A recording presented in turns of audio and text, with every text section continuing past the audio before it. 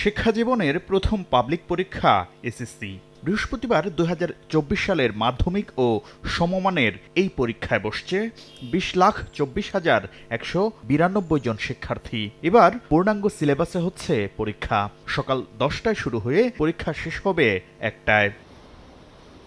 এবার মোট কেন্দ্র সংখ্যা ৩,৭০০, আর পরীক্ষায় অংশ নিচ্ছে ২৯,৭৩৫টি শিক্ষা প্রতিষ্ঠান। দেশের বাইরেও ৮টি কেন্দ্রে পরীক্ষা হবে। এবার সবচেয়ে বেশি ৪,০৪,০০০ পরীক্ষার্থী ঢাকা বোর্ডে, আর সবচেয়ে কম ৮৮,০০০ পরীক্ষার্থী বরিশাল বোর্ডে। ইতোমধ্যে কেন্দ্রে কেন্দ্রে পৌঁছে গেছে পরীক্ষার উত্তরপত্র সহ আনুষ্ঠানিক সরঞ্জামাদি। শিক্ষার্থীদের হাতে পৌঁছে গেছে প্রবেশপত্রও। আমাদের অ্যাডমিট কার্ডটা শিক্ষার্থীরা পেয়ে গেছে।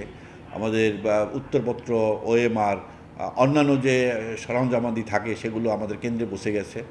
আমাদের প্রশ্নপত্র ইতিমধ্যে ট্রেজারি অফিসে চলে গেছে। প্রশ্নপত্রের শর্টিংও শুরু হয়ে গেছে। মোটামুটি আমাদের সমস্ত কার্যক্রমই সম্পন্ন হয়েছে।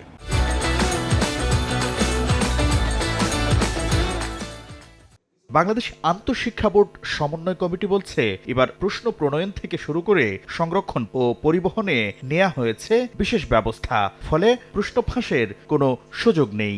আর সামাজিক মাধ্যমে প্রশ্ন ফাঁসের গুজব ঠেকাতে তৎপর আইনশৃঙ্খলা বাহিনীও। আমাদের এই যে গোয়েন্দা সংস্থাগুলো কিন্তু বেশ নজরদারিতে আছে। যদি এই ধরনের কেউ অপকর্ম করে, এই ধরনের কোনো অপপ্রচার চালায়, তাহলে তাকেই অ্যারেস্ট করার ব্যবস্থা আছে।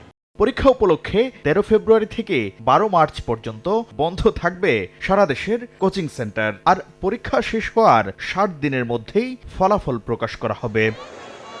শাকির আহমেদ, সময় সংবাদ, ঢাকা।